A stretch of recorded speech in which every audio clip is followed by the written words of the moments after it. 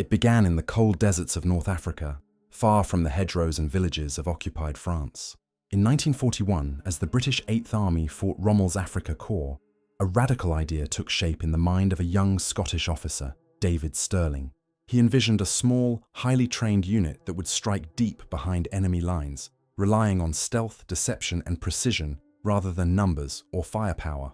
The unit would become the Special Air Service, the SAS, and its doctrine of sabotage and infiltration would soon change the face of modern warfare.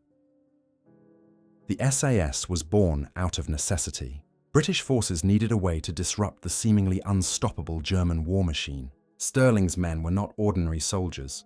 They were volunteers who thrived on danger, recruited from commandos, engineers, and paratroopers. Their early missions in the deserts of Libya tested the limits of human endurance, raiding enemy airfields, destroying aircraft on the ground, and vanishing before dawn. Each mission refined their tactics, proving that small, mobile forces could inflict catastrophic damage on the enemy's logistics. By 1943, as the Allies planned for a return to Europe, the SAS was reassigned from desert warfare to a new battlefield, occupied France. Operation Overlord, the D-Day invasion, would depend on crippling German reinforcements from within the country. The SS's task was to strike at the heart of enemy communications and supply lines, paving the way for liberation. What began as Stirling's desert experiment was now central to the Allied plan for Europe's freedom. But infiltrating occupied France was a mission of near-suicidal risk. The Gestapo and the Abwehr, Germany's feared counterintelligence services, had turned the countryside into a web of informants and patrols. Radio transmissions were triangulated, safe houses were constantly raided, and any captured saboteur could expect torture and execution under Hitler's infamous commando order. Still, the SAS accepted their orders without hesitation. They would be dropped by parachute into enemy territory, often in small groups of 10 to 15 men, armed with Sten guns, plastic explosives, and cyanide pills. The first SAS detachments trained for months in the Scottish Highlands, perfecting silent demolition techniques and learning the French language from exiled Free French instructors. They studied railway blueprints and fuel depot maps, memorizing the lifelines that kept the German army moving. Each mission was designed to cause maximum disruption with minimal exposure. Bridges, trains, and communication centers were their targets. Speed and invisibility were their shields.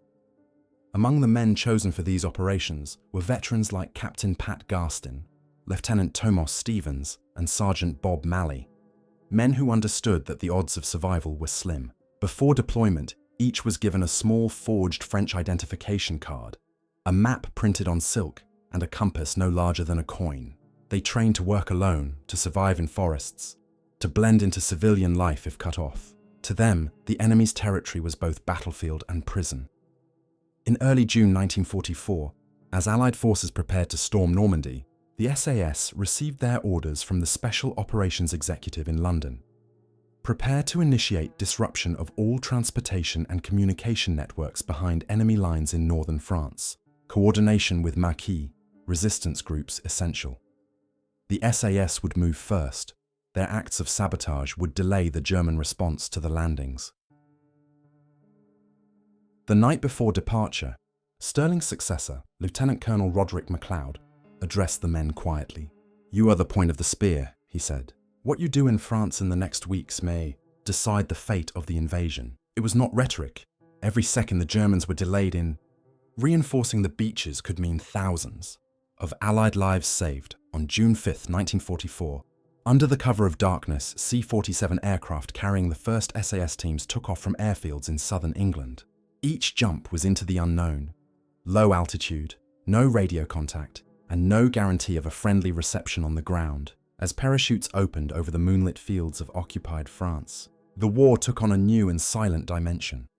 When dawn came, the men were scattered, some hiding in barns, others already dismantling railway lines with time-fused explosives. They moved like ghosts through the countryside, dressed as farmers or laborers, always within reach of the enemy. Their orders were clear: destroy, disappear, and never be caught.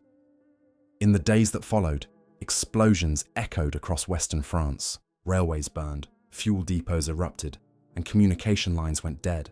German commanders were thrown into confusion, unable to determine the scale of the attacks or who was responsible. But even as their success spread hope among the resistance, the SAS knew that retribution would come. The Gestapo would stop at nothing to find the culprits. The story of the SAS in occupied France was just beginning. A tale of courage, betrayal, and sacrifice played out across the shadowed fields of Europe. And as the smoke rose from the first sabotage sites, a new phase of the secret war was set into motion, one that would test the limits of loyalty and endurance in the face of unimaginable danger. June 1944. While Allied forces fought their way onto the beaches of Normandy, far to the south, a silent war was unfolding behind enemy lines. The 1st Special Air Service Regiment, under the command of Major Bill Fraser, had begun Operation Bulbasket, one of the most daring and tragic missions of the French campaign. Their target, the Poitiers region, a vital railway corridor through which the German 2nd SS Panzer Division, Das Reich, was expected to move north to crush the Allied invasion.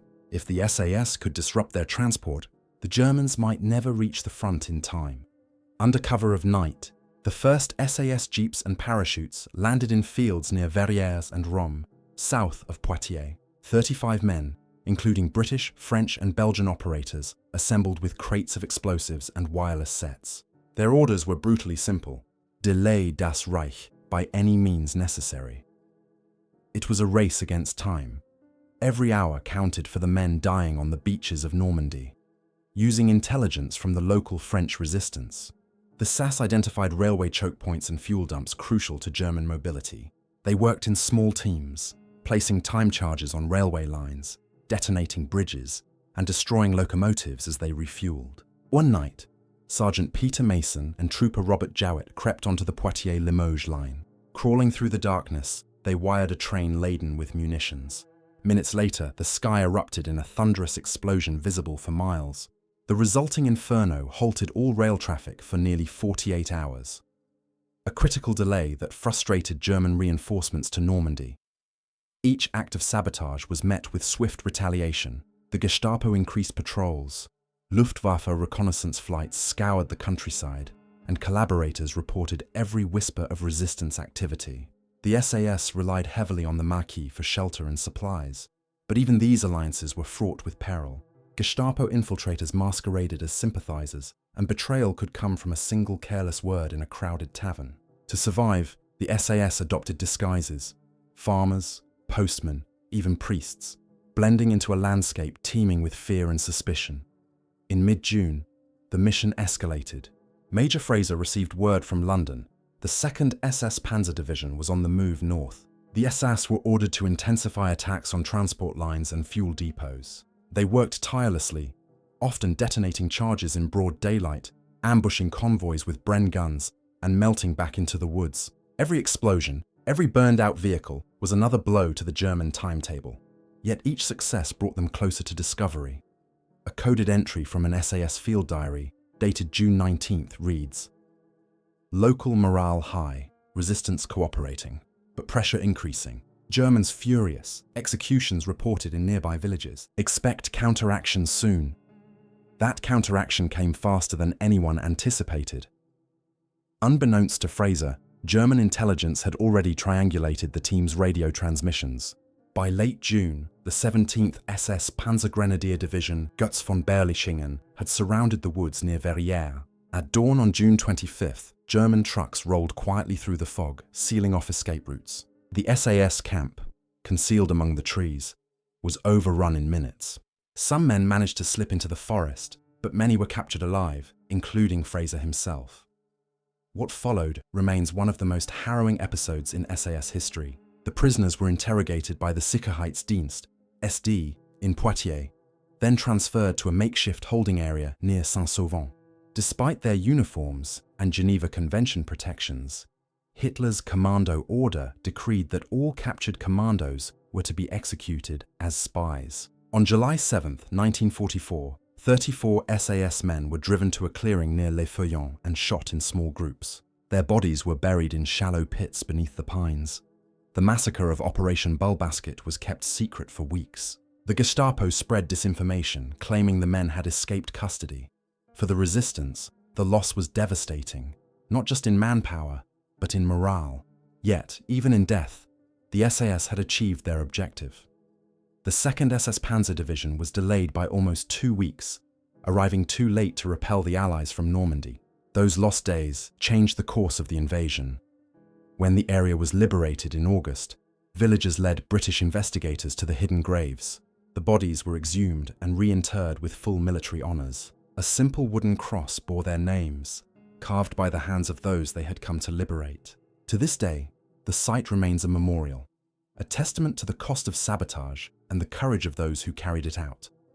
But even decades later, unanswered questions lingered. French witnesses reported seeing several SAS prisoners taken away separately, never to be seen again.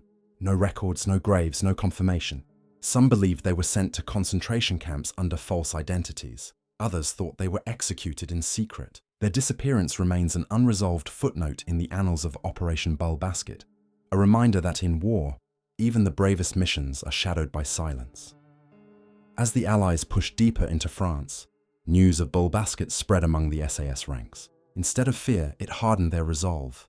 The next wave of operations, codenamed Houndsworth, would strike even closer to the German heart in the dark forests of central France. But after Bulbasket's tragedy, every mission carried a haunting question. How long could courage survive when the enemy offered no mercy? In the summer of 1944, the forests of the Morvan in central France became a battleground of whispers and gunfire. Operation Houndsworth, one of the boldest and most successful SAS missions in occupied Europe, was about to unfold. Its aim was clear: disrupt German troop movements between Dijon and Nevers, sabotage roadways and bridges, and support the Maquis resistance in open revolt. Yet beneath the surface, it was also a test of endurance, trust, and survival, a game of shadows played against an enemy that ruled through terror. The operation began on June 6, 1944, the very day of the Normandy landings. As Allied forces fought through the beaches, 2 Dakota aircraft dropped 62 men from the 1st SAS Regiment into the dense, mist-shrouded woods of the Morvan. Among them was Major Bill Fraser, recently recovered from his North African wounds, leading a mixed force of British, French, and Belgian operators. They landed near Monceau-les-Mines, deep inside enemy territory, armed with silenced Sten guns, Bren-light machine guns, explosives, and the courage of men who knew that capture meant death. Within days, the SAS had linked up with local Maquis units commanded by Lieutenant Henri Amoureux. Farmers and factory workers turned guerrillas. Together, they formed an improvised base camp hidden in a thicket known as the Quarry, from where they coordinated raids across the region. The Germans called the Morvan the Nest of Vipers, and with good reason. Within 2 weeks, the SAS and their French allies had blown up railway lines, ambushed convoys, and cut vital communication cables connecting German headquarters in Dijon to their frontline units. Life in the Morvan was a constant dance between action and concealment. The SAS lived in makeshift shelters, subsisting on bread, cheese, and the occasional deer hunted by the locals. The Gestapo and Wehrmacht patrols scoured the forests relentlessly, using dogs and informants to track them down. To avoid detection, the men transmitted only brief coded messages to London, no more than 20 seconds at a time, before changing frequencies and moving locations. Every signal risked discovery. Every new recruit risked betrayal. One night, a French informant turned in a suspected SAS hideout near Château Chinon. At dawn, a column of German trucks surrounded the area, but when the troops advanced, they found nothing but empty foxholes and smouldering campfires. The SAS had slipped away in silence hours earlier, guided by the locals through hidden woodland paths. The Gestapo's fury fell upon nearby villages, where civilians were tortured and homes burned. The cost of helping the British was paid in blood. Major Fraser's field notes capture the atmosphere of those weeks. We move constantly, sleep in short bursts. The men are steady, no one complains. The Maquis fight with savage courage. They trust us as brothers, though they know what price they'll pay if we fail. In late June, Fraser received orders from London to intensify operations. The 2nd Panzer Division, already delayed by previous sabotage, was attempting to regroup and push north. The SAS were to destroy bridges and rail tunnels vital to its movement. Working under moonlight, small demolition teams planted charges along the Chalon-sur-Saône line. The explosions shattered the night, locomotives derailed, tracks twisted like wire, German reinforcements were once again thrown into chaos. But success came at a cost. On July 4th, an SAS patrol led by Lieutenant Tommy McPherson was ambushed near Autumn. Several men were killed, others captured. Among the prisoners was a young French radio operator who refused to reveal the unit's location, even under torture. His silence bought the rest of the team enough time to vanish deeper into the forest. His body was later found in a ditch, a single bullet to the head, executed by the Gestapo. Despite these losses, Hounsworth achieved remarkable results. By early July, the SAS had destroyed over 20 locomotives, crippled several bridges, and disrupted German troop movements across eastern France. Allied command credited the operation with delaying multiple divisions from reaching Normandy. Yet what made Hounsworth legendary was not just its success, but the sheer defiance of those who carried it out. A small group of men holding an entire region hostage from the shadows. As the Allies advanced toward Paris, the Germans launched a final crackdown. SS troops flooded the Morvan, burning villages suspected of aiding the SAS. Dozens of civilians were executed, but no matter how many soldiers they deployed, they never captured Fraser or his men. The SAS seemed to dissolve into the forests, unseen, unheard, leaving only smouldering wreckage in their wake. Local legend would later call them les fantômes anglais, the English ghosts. By August, with France on the verge of liberation, Operation Hounsworth was ordered to stand down. The surviving SAS teams were extracted by Lysander aircraft from hidden fields at night, greeted back in England as heroes. But even as they returned home, few could forget the haunting silence of the Morvan. The villages destroyed, the friends lost, the faces of the French farmers who had risked everything to feed and hide them. For many of the SAS, the forests of central France would remain in their dreams, a place where the line between life and death blurred, and where courage meant more than survival. Yet, as the war pushed eastward, darker missions awaited. In the Loire Valley, betrayal and disappearance would soon mark one of the SAS's most mysterious and ill-fated undertakings, Operation Gain. By late July 1944, as Allied forces fought toward Paris, a new chapter of the SAS campaign began. Darker, quieter, and more uncertain than any before. Operation Gain, a mission launched deep in the Loire Valley, would soon become a haunting reminder that in war, not all heroes return, and not all secrets are buried with the dead. The 1st SAS Regiment, under the command of Captain Patrick Garstin, was tasked with a critical assignment: to establish contact with the Maquis in the Saône-et-Loire region, and to prepare for full-scale guerrilla warfare in support of the Allied advance. Their orders were straightforward on paper: sabotage bridges, cut communications, and destroy German supply depots feeding the retreating Wehrmacht divisions. But beneath the ink, London's intelligence brief carried a chilling warning. Enemy infiltration of local resistance networks suspected. Trust no one without verification. The drop was set for the night of August 8, 1944. A small group of SAS operators, 10 British and 3 French, boarded 2 C-47 Dakotas under heavy cloud cover, departing from RAF Fairford. The men were heavily laden: Vickers K machine guns, Brenns, Sten submachine guns, and crates of explosives. Each carried a forged French identity card and a silk escape map stitched into their uniforms. Their landing zone was a meadow near the village of Saint-Vallier. The plan was for a Maquis reception committee to signal their drop with 3 white lamps in a row, the agreed code for all clear, but the night sky over the Loire hid a fatal deception. The lamps were lit, just as arranged, yet the Maquis who had organized the signal were already dead. Earlier that day, the Gestapo had raided their hideout, tortured the survivors, and learned the exact time and location of the SAS drop. As the Dakotas approached, German troops lay in ambush along the fields, their weapons trained on the darkness above.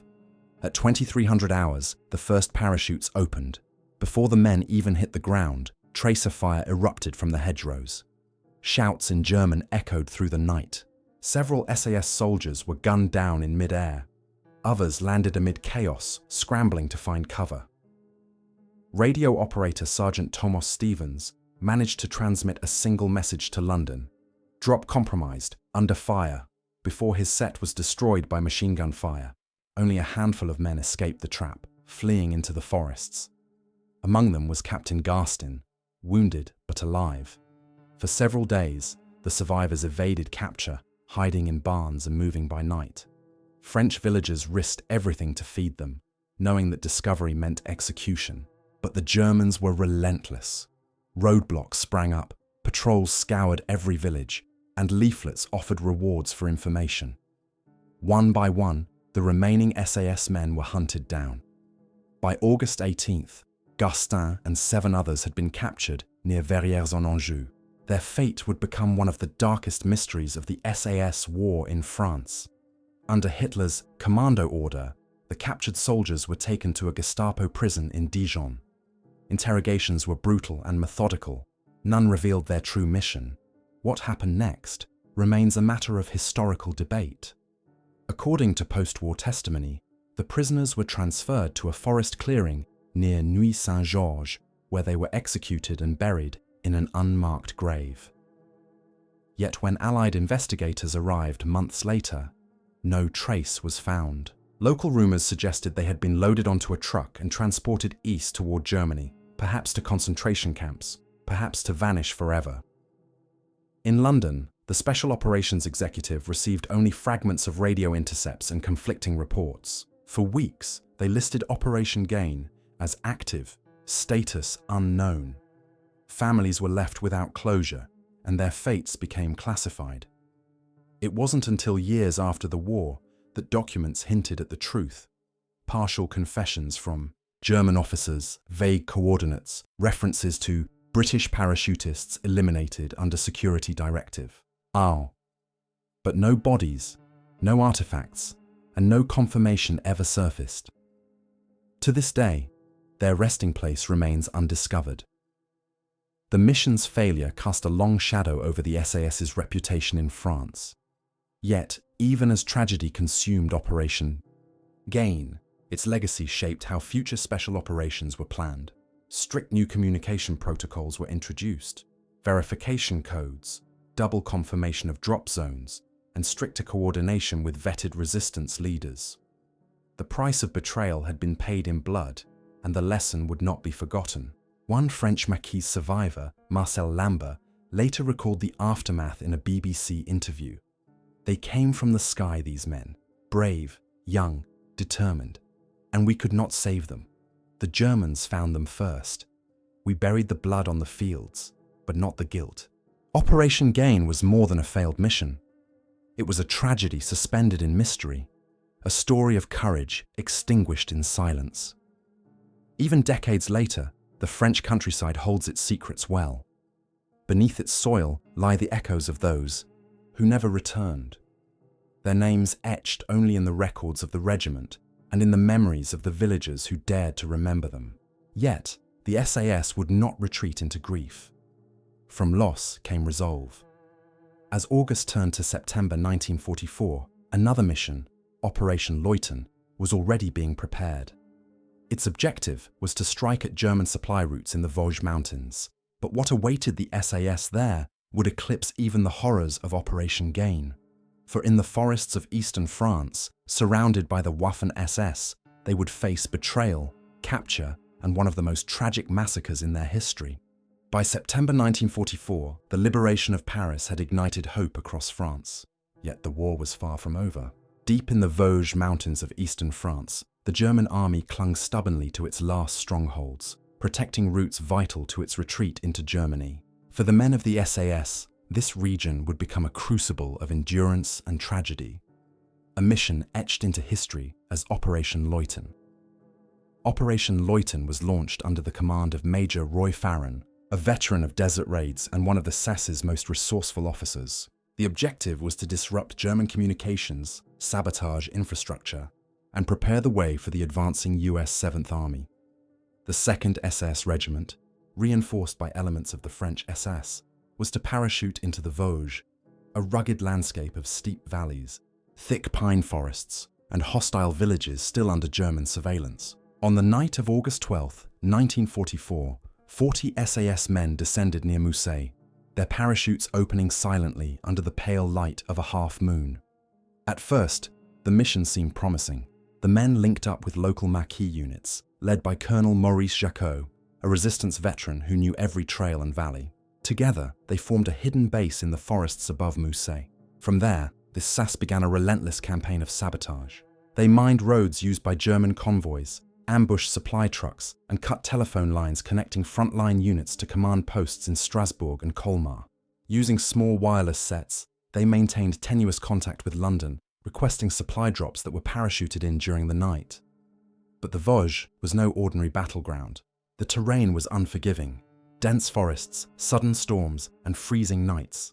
Supplies ran short, and communication with London became increasingly unreliable. Worse still, German intelligence had begun to intercept radio traffic. By late September, the Gestapo and the feared 17th SS Panzergrenadier Division were converging on the area, intent on crushing what they believed was a major Allied infiltration. Major Farron's situation grew desperate. German patrols moved systematically through the forests, rounding up anyone suspected of aiding the British. Entire villages were emptied. In Mousset alone, over 200 men were deported to concentration camps, most never to return. Still, the SAS refused to withdraw. They had been ordered to stay until the US advance reached the Vosges. Every day they remained, however, tightened the noose around them. One of Farron's officers, Lieutenant Richard Dick Wells, wrote in his journal on September 25th. "The forest closes in. We hear the dogs at night now. Food is gone. Ammunition low. The men are steady, but they know the end may come any hour. Orders still. Hold. So we hold." By early October, the Germans had surrounded the entire area. Air resupply was impossible. Radio contact had been lost. The SAS decided to attempt a breakout. Small groups, guided by the Maquis, tried to slip through the encircling lines toward Allied territory. Some succeeded, others vanished without trace. Farron himself narrowly escaped after weeks of evasion, eventually reaching American lines near Epinal. But for many of his men, fate had already been sealed. Captured SAS soldiers were transported to Gestapo headquarters in Strasbourg and subjected to brutal interrogation. Despite wearing British uniforms, they were treated as spies. Witnesses later testified that the prisoners were executed in groups and buried in shallow graves near Gaggenau, on the German side of the Rhine. Among them were Lieutenant Wells, Sergeant Bob Malley, and several French operatives who had fought alongside them. Their bodies were not discovered until after the war, identified only by fragments of parachute silk and insignia found in the soil. Operation Leuthen was a military disaster, yet its impact was profound. The SAS had tied down thousands of German troops who might otherwise have reinforced the front. Their sabotage delayed German withdrawals, buying critical time for the advancing Allied forces. Still, the human cost was devastating. Out of nearly 90 men who took part in the operation, more than half were killed or never found. The villagers of Mousset, who had risked everything to shelter them, paid a similar price. Their community shattered in the name of resistance. After the war, survivors returned to the Vosges to honor their fallen comrades. In a clearing above Mousset stands a memorial of rough-hewn stone, bearing the inscription, "To the men of the Special Air Service and the Maquis, who gave their lives for the liberation of France."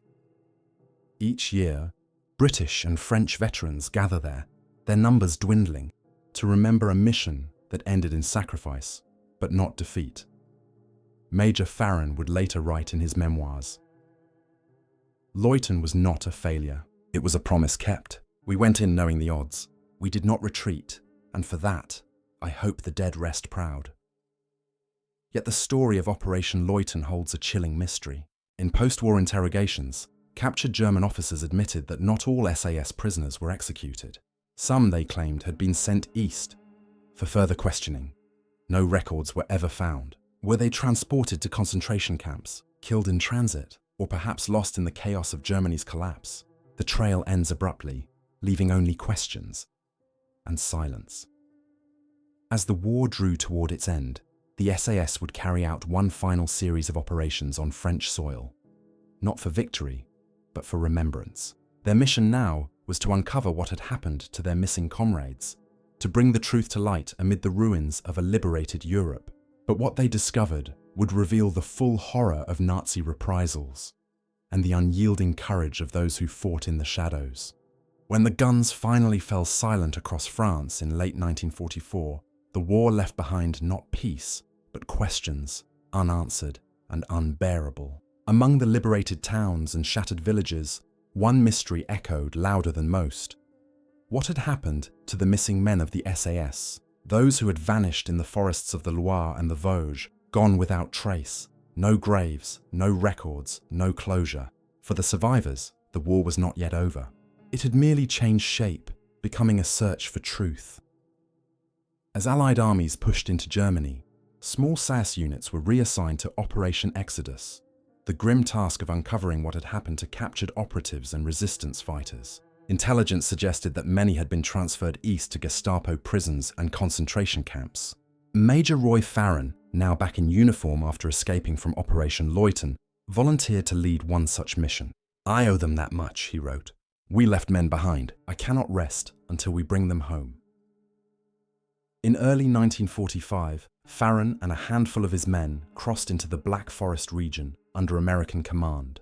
Their destination was Gaggenau, the suspected site of executions linked to captured SAS troops. What they found confirmed their worst fears. Local villagers, terrified but compelled by conscience, led them to a clearing near a disused factory. There, amid the melting snow, they unearthed a shallow mass grave. Inside lay the remains of 23 British soldiers, still wearing fragments of their uniforms. Buttons, insignia, and personal effects told the story that the Germans had tried to erase. Forensic teams soon linked the site to the executions of SAS prisoners from Operation Leuthen. But the scope of the atrocity was wider. Across eastern France and western Germany, similar graves were discovered. Men from Operations Bullbasket, Gain, and Hounsworth murdered under Hitler's commando order. The order, signed in October 1942, had decreed that all captured commandos, regardless of uniform or rank, were to be executed immediately without trial. It was the ultimate violation of the laws of war, and now its consequences lay buried beneath the soil of Europe. In April 1945, British war crimes investigators gathered evidence against the officers responsible. Among those identified was General Hans von Obstfelder, commander of German forces in the Vosges, and SS Colonel Friedrich Hartjenstein, who oversaw deportations and executions in the region. Both men were later tried for war crimes, one sentenced to life imprisonment, the other executed. Yet justice, when it came, could never balance the ledger of loss. Too many names remained missing, too many stories untold. Meanwhile, in the liberated French countryside, memorials began to rise where the SAS had fought and fallen. In the Poitiers region, the villagers of Verrières built a stone cross over the graves of the men from Operation Bullbasket. In the Morvan forests, locals carved the names of les fantômes anglais, the English ghosts, into the side of a chapel. And in the Vosges, at Mousset, a plaque was set in place that reads simply, "They came as liberators. They stayed as brothers." Each site stands as both a grave and a promise, that the courage of the few would never be forgotten by the many. The mystery of the missing SAS men persisted long after the war's end. In 1950, French farmers uncovered another unmarked grave near Dijon. Inside were the remains of 8 men, executed and buried hastily, their equipment removed. DNA testing was decades away, but the pattern of the wounds and the clothing fragments matched those from Operation Gain. Though never officially confirmed, veterans believed they had finally found their lost comrades from Captain Garstin's team. Their remains were reburied with honours in the Ranville War Cemetery, alongside others who had never come home. The legacy of these secret operations extended far beyond their wartime impact. The tactics pioneered by the SAS, small, mobile units operating behind enemy lines, became the blueprint for modern special forces across the world. But those who created the model paid the ultimate price for its success. Out of the shadows of France emerged not just legends of bravery, but an unspoken truth, that the war behind the lines was as savage and unforgiving as any fought on the front. In later years, surviving members of the wartime SAS spoke little of what they had endured. For them, remembrance was not ceremony, but silence, a quiet understanding that those who did not return still lived on in the mission's success. In 1984, during a commemoration at Verrières, One veteran stood before the crowd and said simply, "We were not heroes. We were soldiers who did what had to be done, and we left friends behind in the dark." Today, across the fields and forests of France, traces of the SAS still remain. Fragments of parachutes caught in trees, rusted Sten magazines buried in the soil, bullet holes in the walls of barns that once hid them. For historians and descendants, these relics whisper of nights filled with fear and courage, of men who fought not for glory, but for freedom. Yet even now, some questions remain unanswered. Where were all the bodies taken? Who gave the orders for the final executions? And how many more lie undiscovered beneath the earth they died to free? The SAS motto, "Who dares wins," endures not as a boast, but as an epitaph. In occupied France, it meant daring to fight when the world seemed lost, daring to sabotage, to resist, to believe. Their missions were short-lived, their lives often shorter, but their legacy reshaped warfare and defined sacrifice. The forests they once haunted now stand quiet, but the echoes of their deeds and their mysteries still drift through the French countryside, whispering the unending refrain of courage in the face of darkness.